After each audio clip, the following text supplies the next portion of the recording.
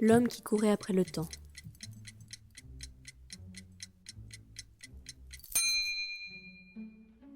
Au pied de hautes montagnes reposait un village. L'endroit semblait sans histoire, comme si ses habitants ne s'étaient rassemblés là que par hasard, vaine tentative de s'adapter aux caprices de la nature qui leur imposait de vivre sous ces hauteurs contraignantes. La vallée où ils avaient trouvé refuge avait ses limites et ne permettait pas au village de s'étendre. Ainsi, le hameau ne s'était-il pas vraiment métamorphosé durant les quelques décennies qu'il avait traversées. Ce petit havre de civilisation perdu au pied d'une chaîne de montagnes, au milieu d'une nature froide et sans bornes, était à peu de choses près resté le même.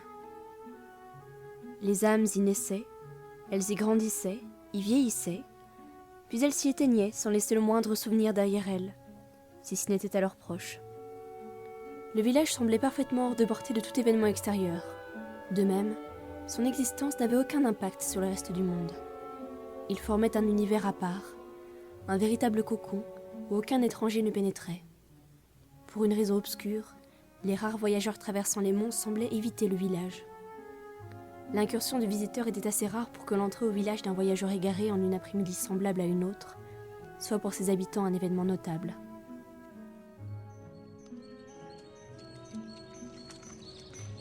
Dès lors qu'un premier villageois vit se découper sur la paroi rocheuse de la montagne surplombant le côté ouest de la vallée la silhouette indéfinissable de l'étranger, un murmure se fit dans le village dont tous les habitants ne tardèrent pas à être mis au courant.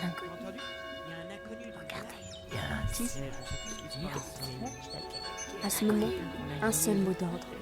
Ne rien changer à ses habitudes. Garder un visage fermé. Faire comme si tout était normal. Ne pas presser le pas. Ainsi, alors que le visiteur approchait, les villageois affectaient un comportement banal, habituel. Mauvais acteurs surjouant leur propre rôle d'homme quelconque et interchangeable, ne prenant même pas la peine de regarder l'étranger, croyant que l'humanité entière conservait cette banalité qu'ils tenaient tant à préserver, et essayant, ce qui était difficilement possible, de se montrer plus insignifiant, plus commun, plus ordinaire qu'ils ne l'étaient habituellement. S'ils avaient seulement daigné tourner la tête en sa direction, ils auraient aperçu un jeune homme de taille moyenne, aux traits paraissant presque fragiles par leur finesse, mais à l'œil clair et alerte.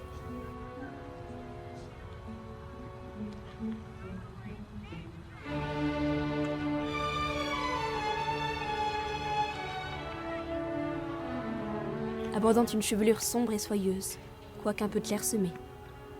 Il était loin d'être vêtu comme un voyageur. Il portait un costume noir doublé d'une veste à queue de pie, dont l'extrémité était abîmée par une longue marche sur des sentiers souvent impraticables. De sa poche pendait une fine chaîne d'un doré terne, formant une boucle à son côté gauche. Sa main droite serrait la poignée d'une lanterne fine qui se balançait à son bras et où brillait la faible lueur d'une bougie. Il y avait un contraste étonnant entre ces quelques bâtisses qui donnaient l'impression d'avoir toujours été là et cet homme qui ne semblait absolument pas y être à sa place. Devant lui se déroulait tout un pan de la vie du village. Mais si les habitants n'avaient pas posé les yeux sur lui, lui non plus ne le regardait pas vraiment. Il était tourné vers eux sans les voir, avançant comme à l'aveuglette, avec une expression à la fois hagarde et calme.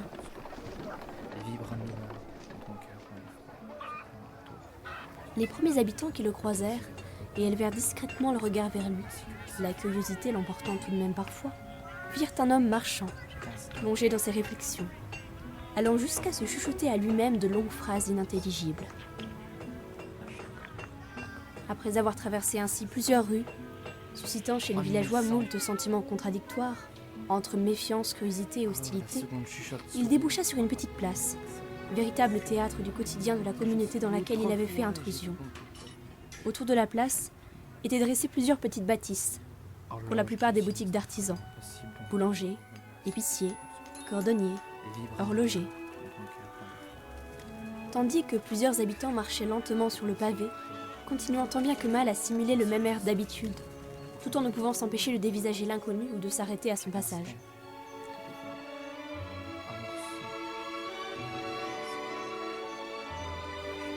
Le jeune homme était arrivé d'un pas vif et se dirigeait vers le centre de la place, entravant parfois le chemin entièrement prévu à l'avance d'un des villageois, qui s'arrêtait alors simplement et lui adressait un regard indéfinissable, oscillant entre agacement, crainte et prudence.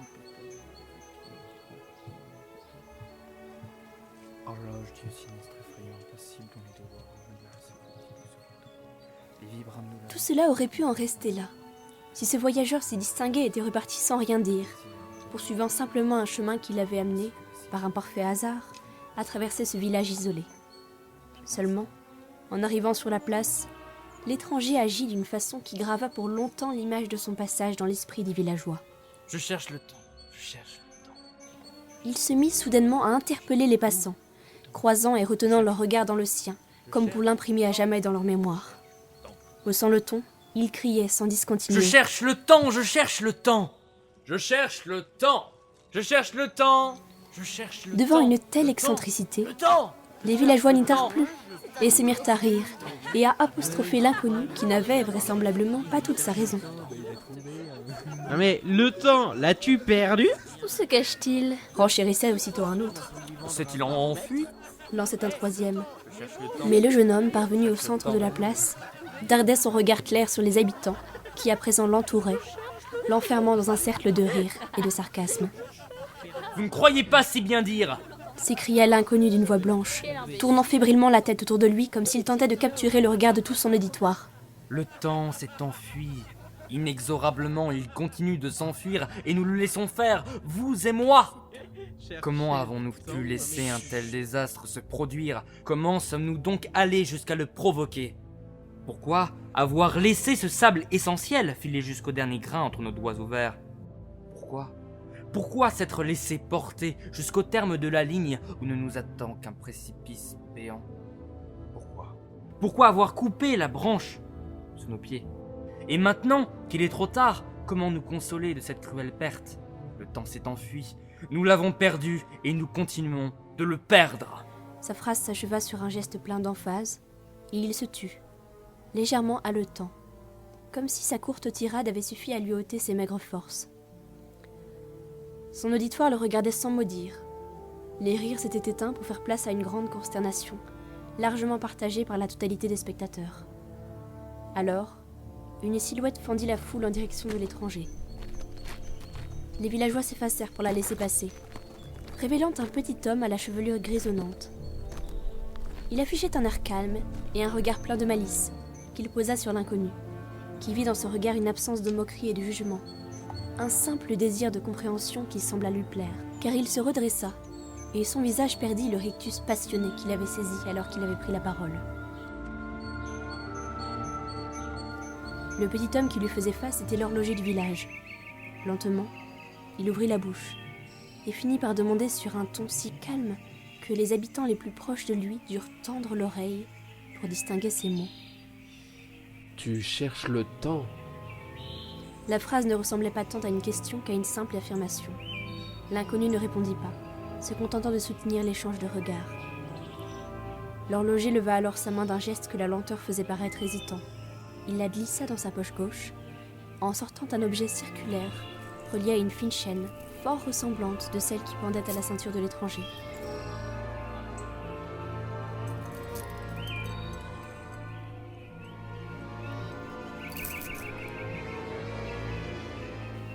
Il tendit le bras et ouvrit doucement sa main où reposait la chaîne dorée.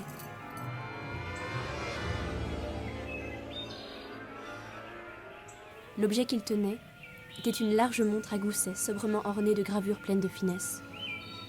Il appuya imperceptiblement sur le bouton qui actionna le mécanisme d'ouverture, présentant le cadran au jeune homme, dont l'agitation s'était figée en une contemplation muette.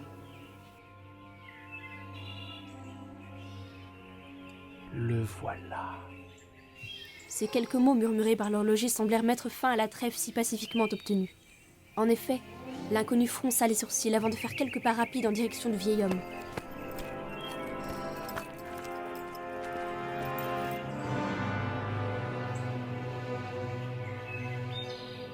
Et sans un mot, d'un geste brusque, il tira sur la chaîne qu'il lui avait présentée, lui arrachant du même coup l'objet qu'il porta à hauteur du visage, en lui jetant un regard accusateur. Enfin, ses yeux revinrent vers l'horloger. Vous savez mieux que moi, monsieur, que le temps est plus qu'une suite de secondes, de minutes, d'heures, de journées, vous le savez. Vous savez ce qu'est le temps. Mais dès lors qu'un esprit facétieux ose vous le demander, vous n'avez aucune réponse pertinente à donner.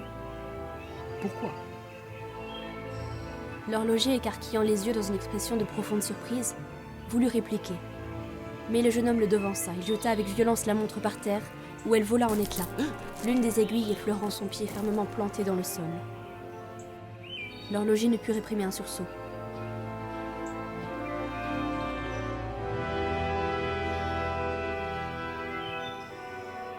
Je viens trop tôt. Déclara alors l'inconnu d'une voix éteinte. Vous n'avez pas encore compris ? Mais est-il jamais trop tôt pour tenter de rattraper le temps ? Il marqua une pause, parcourant une fois de plus la foule de son regard à présent résigné. Il avait perdu son air hagard, et ses prunelles brillaient d'un éclat d'étrange lucidité.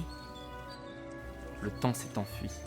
Je tenterai de le rattraper, et si vous me refusez votre aide, alors j'irai seul. Et sur ces derniers mots, l'inconnu fit volte-face, traversant la place d'un pas vif comme si la foule était absente, et disparut à l'angle d'une rue.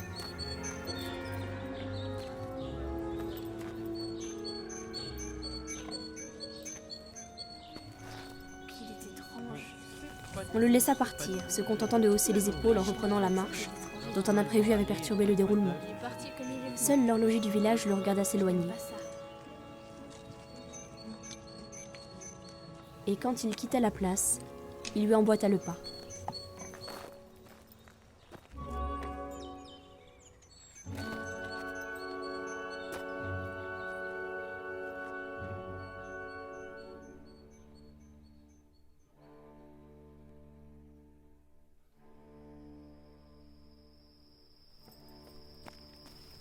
Le jeune homme marchait d'un pas rapide, difficilement suivi par l'horloger qui devait se hâter pour soutenir son allure. Pas un mot ne s'était échangé entre les deux voyageurs depuis qu'ils s'étaient rejoints à l'extérieur du village, et le crépuscule qui s'installait peu à peu renforçait l'entente tacite qui régnait entre eux, à mesure que le jeune homme acceptait la présence de l'horloger. À son poing, la lanterne brillait toujours. Son éclat, faible mais réel, projetait au sol les ombres fantomatiques des deux marcheurs. Le vieil horloger, la tête baissée, contemplait la sienne avec l'impression de fouler aux pieds ses propres illusions, qu'il s'était pourtant efforcé toute sa vie durant d'entretenir comme autant de biens précieux. L'obscurité fut bientôt telle qu'ils durent s'arrêter. L'horloger suivit son étrange guide s'enfonçant dans une cavité formée naturellement dans la roche et qui pouvait leur offrir un abri.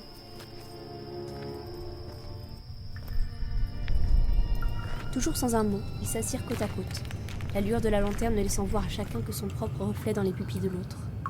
Le vent s'engouffrait dans la grotte comme au fond d'un immense coquillage, orchestre naturel dont il sortait des sons profonds, harmonie d'une vibrante nécessité. Un écho cristallin se détachait nettement de ces murmures assourdis, bruit d'une goutte d'eau tombant à intervalles réguliers sur le sol rocheux. L'horloger l'entendit, et l'oreille aux aguets, il se leva pour se diriger vers la provenance du son. Il traversait un boyau obscur et presque étouffant par ses dimensions réduites, quand le son de l'impact répété des gouttes d'eau s'effaça, devant un bruit bien plus fort, celui d'un cri, doublé de la chute d'un corps dans de l'eau.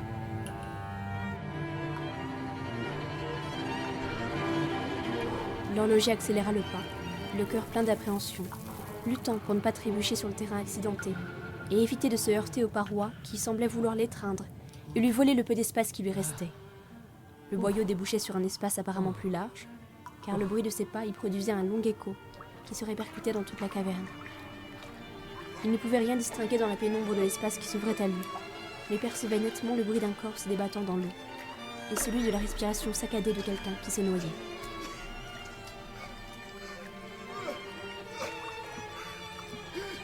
Poursuivant son avancée à tâtons, il sentit soudainement son pied s'enfoncer dans une eau glaciale.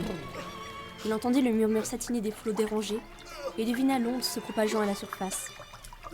Il tendit aveuglément la main, dans l'espoir de venir en aide à celui qui était tombé. Mais l'obscurité était telle qu'il était incapable d'évaluer l'étendue de ce lac emprisonné dans la roche. Il ne savait même pas si l'autre avait conscience de sa présence. Il n'appelait pas à l'aide, se contentant de se débattre dans des mouvements convulsifs et désespérés.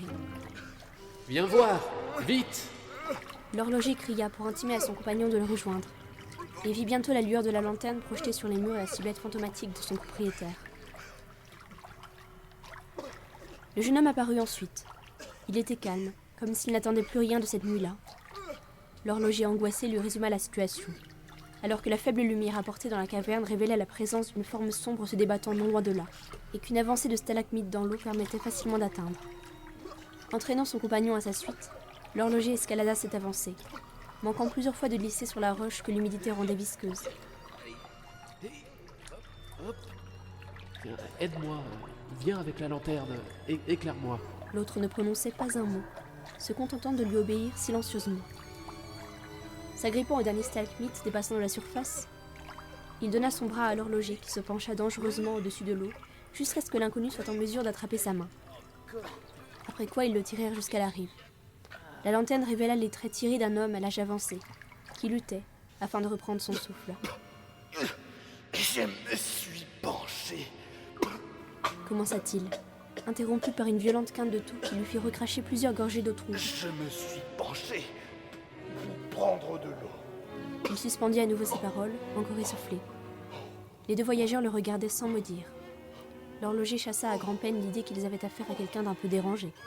Après tout, si un homme recueillant l'eau des sources emprisonné dans la roche était fou, alors qu'était-il, lui, qui suivait aveuglément son compagnon parti chercher le temps?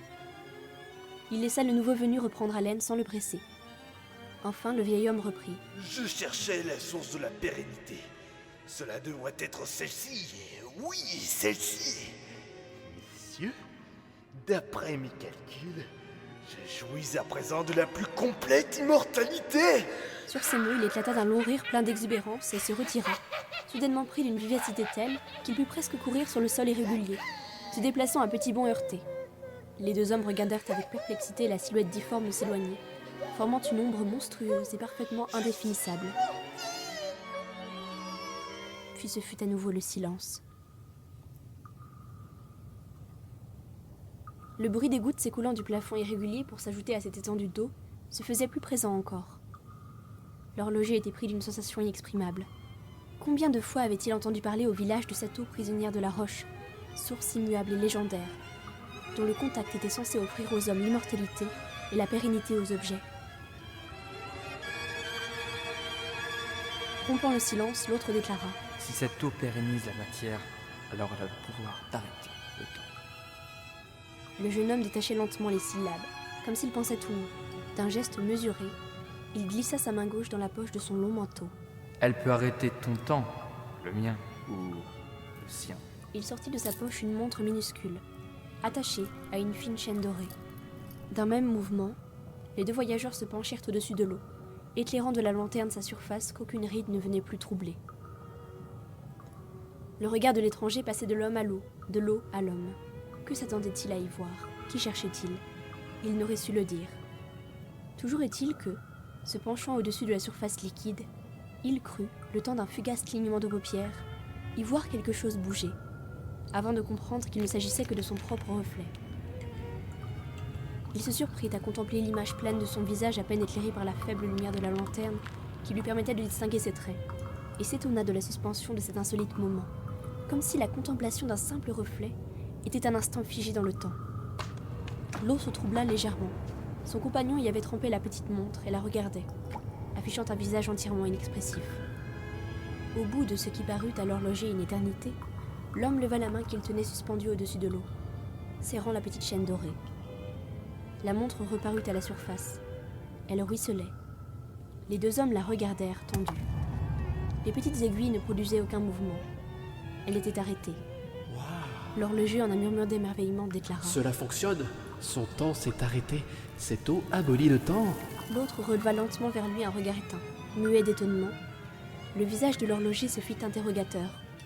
Il ne comprenait pas cette réaction, devant ce qui lui paraissait être un succès. D'un geste sec, la main qui tenait la montre donna un bref coup sur la paroi rocheuse, ouvrant l'objet en deux. Mais comment... Le jeune homme le tendit à l'horloger, lui en montrant les rouages subtils. Le mécanisme ne fonctionne plus. L'eau ne l'a pas rendu inaltérable, il l'a brisé. Voilà comment ton eau abolit le temps. L'horloger, muet de stupeur, le regarda lancer l'objet, qui s'enfonça sous la surface sans un bruit. Et ça ne l'empêchera pas de rouiller. Sur ces mots, il traversa la cavité rocheuse, se dirigeant vers la sortie, en emportant la lanterne. Au moment de disparaître dans le sombre couloir, il se retourna. À propos, regarde dans ta poche droite.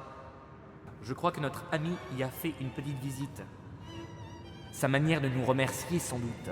Et il disparut totalement, laissant l'horloger dans le noir.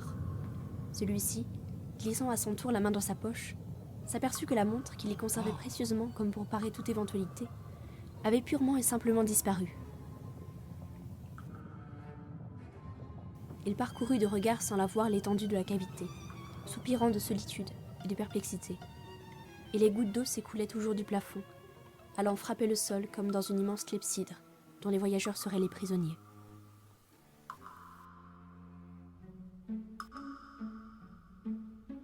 Dans les jours qui suivirent, les voyageurs ne cessèrent de marcher, sans s'échanger une seule parole. L'horloger suivait toujours l'autre, luttant parfois, pour soutenir la rapidité de son pas.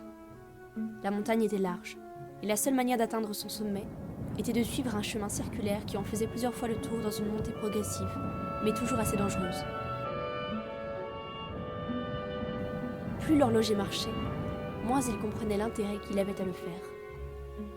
Il suivait cet inconnu dans une entreprise qui lui paraissait de plus en plus vaine, d'autant qu'il n'y avait aucune raison de trouver le temps sur ces hauteurs. Pourquoi alors avoir choisi cette montagne en particulier ? Il y avait des moments où le chemin se rétrécissait largement, à tel point qu'ils étaient contraints d'embrasser les flancs de la montagne et d'évoluer lentement, par de longs pas de côté, à la manière des crabes courant sur les rochers, avec cependant bien plus d'aisance que ces deux hommes n'en avaient.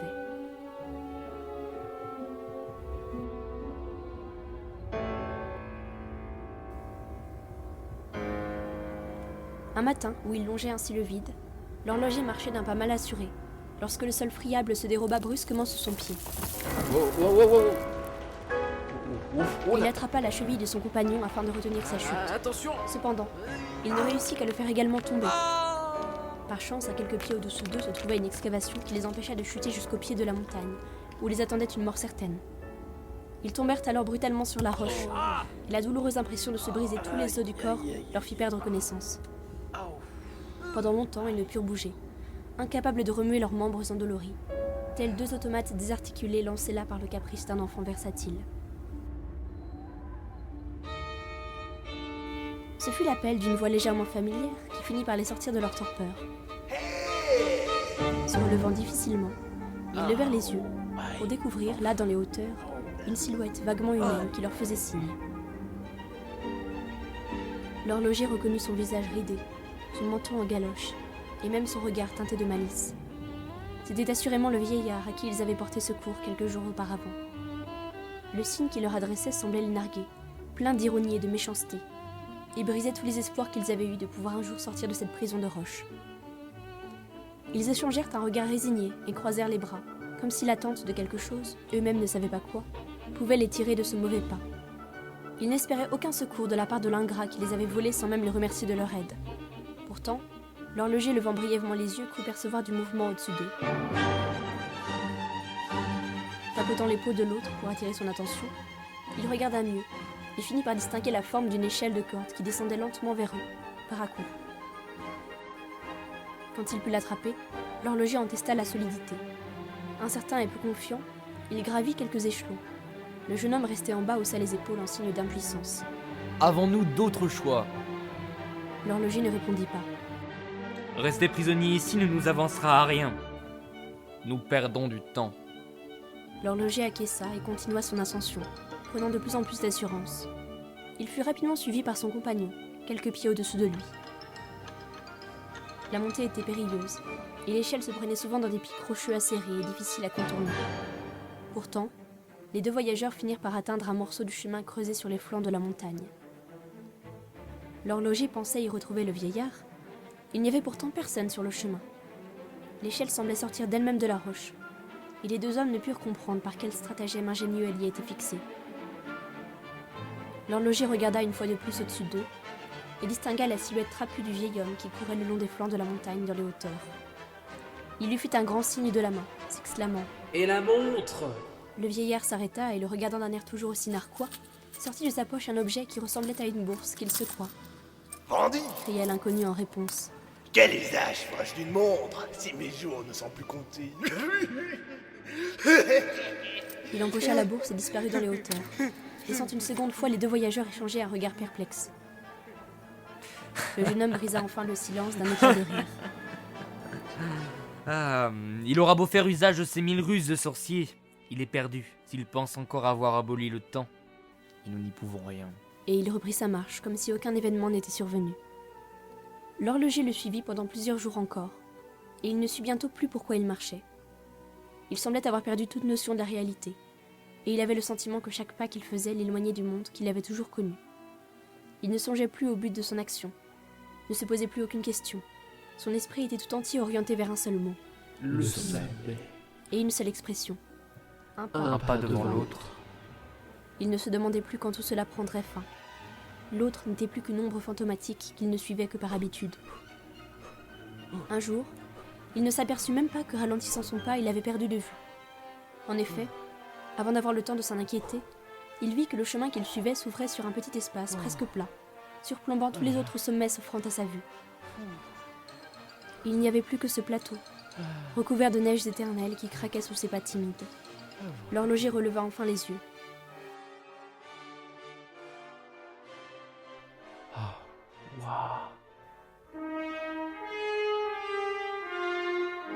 Il avait atteint le sommet. Devant lui, près d'un bord du plateau, se tenait le jeune homme de dos. La vallée était couverte de nuages diffus, qui ne laissaient percer qu'un faible rayon de soleil.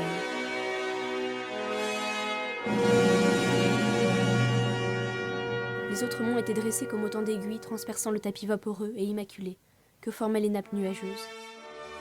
Et le ciel s'ouvrait sur un infini sombre, et pourtant d'une profondeur telle que l'horloger pouvait à peine en soutenir la vue.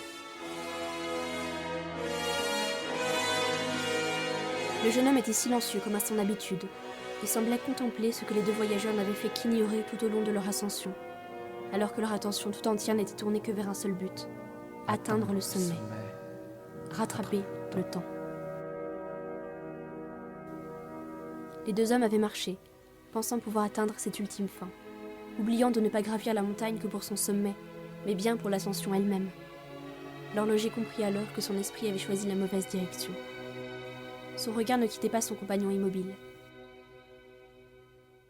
Son par-dessus n'était plus qu'un lambeau de tissu, et la lanterne qui les avait si bravement suivis jusque-là gisait à ses pieds, en 1000 morceaux. L'horloger avança d'un pas mesuré, comme pour ne point troubler l'aura toute spéciale que revêtaient ces lieux. Il ramassa les débris de la lanterne, songeur, comme si son regard avait le pouvoir d'en recoller les morceaux. Enfin, il se tourna vers son compagnon de voyage, toujours perdu dans la contemplation de l'immensité qui s'offrait à lui, et murmura. Le temps. L'as-tu trouvé? À cet instant, l'homme lui rendit enfin son regard. Je l'ai oublié.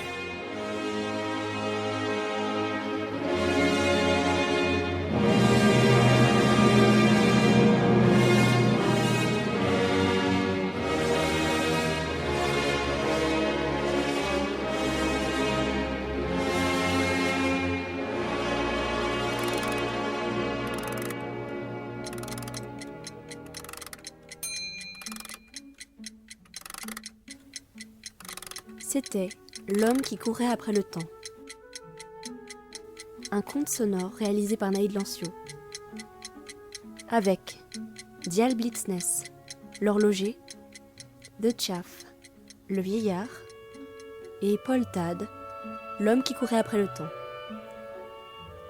Scénario et narration, Naïd Lancio. Musique de Gabriel Fauré, Arnold Schoenberg, Camille Saint-Saëns et Sergueï Rachmaninov. Figuration, Arthur Rainbow, Paul Tad, Mademoiselle Z. Production, Bélisaire Radiophonies.